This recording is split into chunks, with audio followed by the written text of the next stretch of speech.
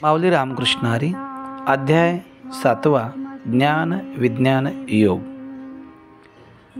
या अध्यायात माऊलीने ज्ञान, विज्ञान, अज्ञान याच्या विविध प्रकारे व्याख्या केलेल्या आहेत. थोडक्यात सांगायचं म्हणजे जो भगवंत परात्पर आहे तो ईश्वर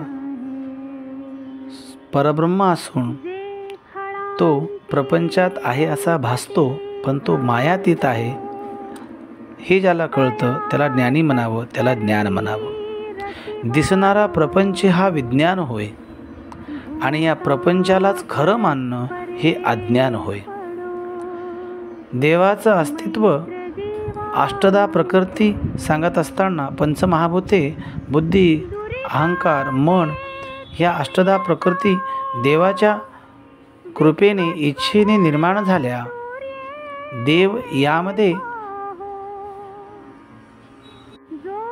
आहे, परंतु त्याचे अस्तित्व मायातीत आहे हे कळणं म्हणजे ज्ञान होणे होय.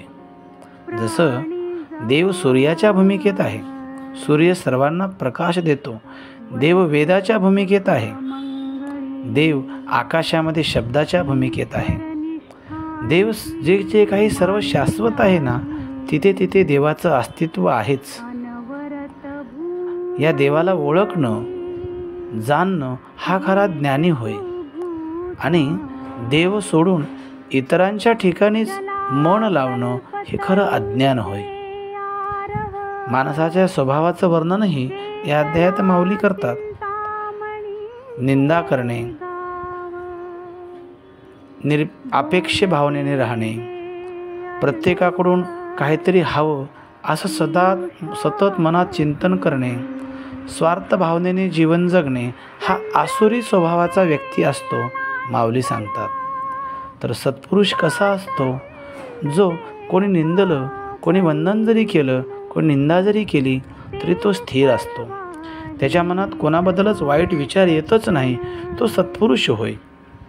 त्याचबरोबर माऊलीने अध्यायात अर्थ, अर्थार्थी, जिज्ञासू आणि ज्ञानी असे भक्ताचेही 4 प्रकार सांगितले आहेत. जो भक्त दुःख आलं तेव्हाच देवाकडे जातो तो आर्त भक्त होय. जो भक्त फक्त पैशासाठीच देवाची भक्ती करतो तो अर्थार्थी भक्त होय. देव कसा आहे, देवाचं स्वरूप कसं आहे, तो कसा दिसतो हे जाणण्याची ज्याची इच्छा आहे ना, तो भक्त जिज्ञासू भक्त होय.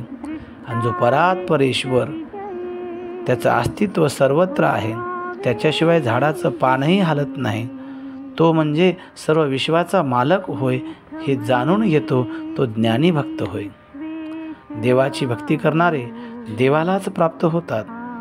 देव हा भक्तासाठी सर्वोत्तम आहे. भक्त देवाला ओळखून, देवाचे अस्तित्व जाणून त्यानुसार आपला जीवन व्यवहार करतात. भक्त देवाच्या ठिकाणी एकरूप होतात, ते खरे ज्ञानी भक्त होत. देवाची माया तरायची असेल, मायेतून बाहेर निघायचे असेल तर देवाचे भक्त होणं गरजेचे आहे. देव सांगतात, सगळ्यांसाठी माया अवघड आहे, पण माझ्या भक्तांसाठी ही माया नदी अजिबात अवघड नाही. कारण भक्त हेच या मायामय जगातून वेगळे होऊ शकतात.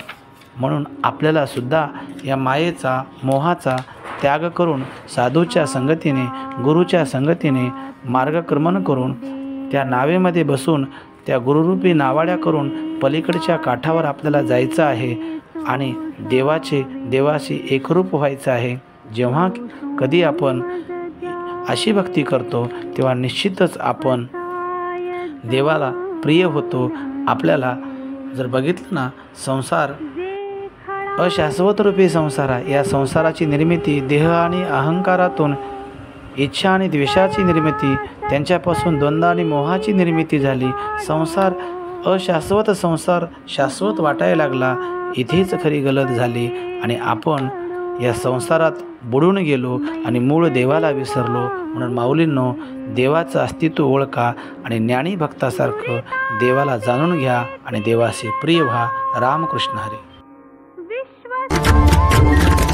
राम कृष्ण हरी जय जय राम कृष्ण हरी, राम कृष्ण हरी जय जय राम कृष्ण हरी.